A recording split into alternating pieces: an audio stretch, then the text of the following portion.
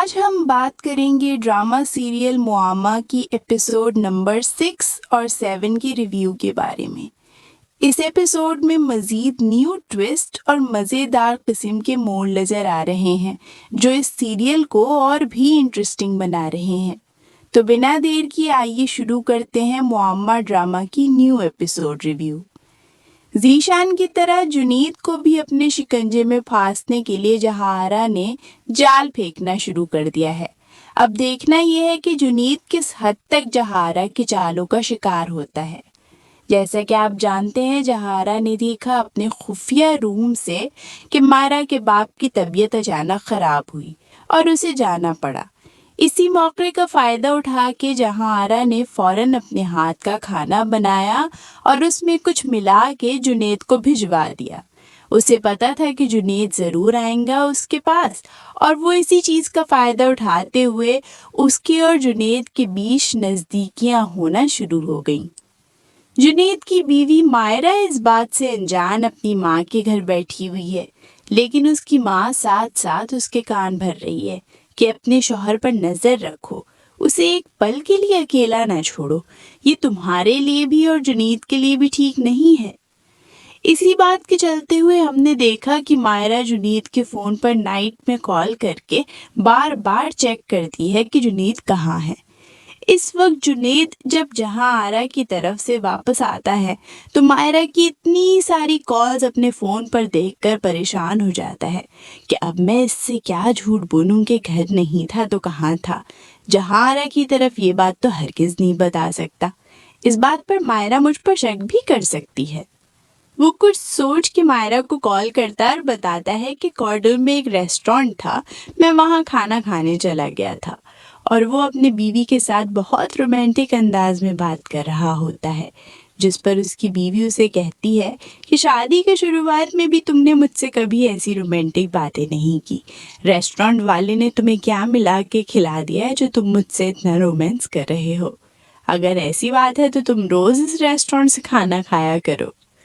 میاں بیوی ابھی فون پر ہنسی مذاق کر رہے ہوتے ہیں کہ جہارا اپنے خفیہ روم سے ایک ایک بات سن رہی ہوتی ہے اور جنید پر نظر رکھتی ہے کہ نیکسٹ چال اسی حساب سے چلے گی۔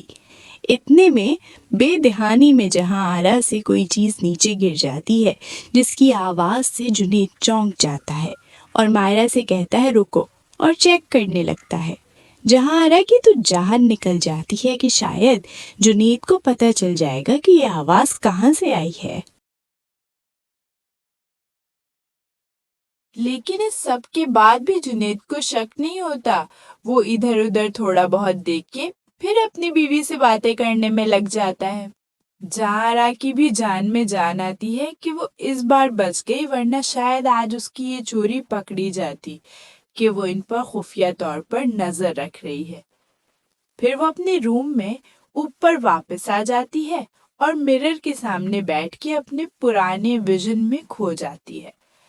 جو شخص اس کا بازار پیچھا کر رہا تھا، کیسے وہ اس کے گھر تک پہنچ آیا تھا؟ وہ اپنے گھر میں اکیلی تھی۔ اس شخص نے ڈور بیل دی جس پر جہارا جاتی ہے۔ اپنی پرانی زندگی میں جہارا بہت عام سی اور نارمل لڑکی دکھ رہی ہے۔ میرا اندازہ ہے اس کے ساتھ کوئی بڑا حادثہ ہوا ہے جس میں اس کے ساتھ زبردستی ہوئی شادی کے حوالے سے، اور اس کو اس حد تک ٹارچر کیا گیا ہے کہ اس کی ذہنی حالت نارمل ہو کے بھی نارمل نہیں ہے۔ جو اس کی زندگی میں ہوا وہ اس سب کا بدلہ دوسروں کے شوہروں سے لیتی ہے۔ شاید اسے خوشی ملتی ہے، اس سب سے سکون محسوس ہوتا ہے۔ خیر جو بھی ہے یہ تو آگے ہی پتہ چلے گا۔ تو جیسے ہی جہارا اپنے ویژن میں دروازہ کھولتی ہے تو وہی شخص ہوتا ہے۔ وہ ڈر جاتی ہے، جس پر وہ شخص اس سے بات کرتے ہوئے کہتا ہے کہ ڈرو مت، مجھے تم پسند آ گئی ہو اور میں تم سے شادی کرنا چاہتا ہے۔ جس پر جہارا کہتی ہے میری منگنی ہوئی ہے پہلے سے۔ اس پر وہ شخص کہتا ہے منگنی ہوئی ہے، شادی تو نہیں۔ کوئی بات نہیں، میں شادی کہیں اور ہونے بھی نہیں دوں گا، اپنے گھر والوں کو بتا دینا، میں رشتہ بھیجوں گا۔ جواب ہاں میں ہی ہونا چاہیے تو اچھا ہے۔ اس کے بعد وہ چلا جاتا ہے اپنے گارڈز کے ساتھ۔ दिखने में वो बहुत अमीर घर की बिगड़ी हुई औलाद नजर आ रहा होता है। जहांआरा जब अपने विजन से बाहर आती है तो उसकी आंखें नम होती हैं और वो कुछ सोच में परेशान होकर अपने आंसू साफ करती है और मेकअप भी। अगली सुबह जुनैद जब ऑफिस जाने के लिए अपने घर की तरफ आता है तो क्या देखता है, उसकी गाड़ी का टायर पंचर है। वो बहुत हैरान होता है। उसकी जरूरी मीटिंग होती है और वो परेशान होता है कि वो अब कैसे जाएगा। जहारा छुप के ये नजारा अपनी खिड़की से देख रही होती है और जानबूझ के बाहर आती है, जैसे वो अपनी कार में कहीं जाने लगी है। जहारा को देख के जुनैद रिक्वेस्ट करता है जहारा से कि वो उसे ऑफिस ड्रॉप कर दे।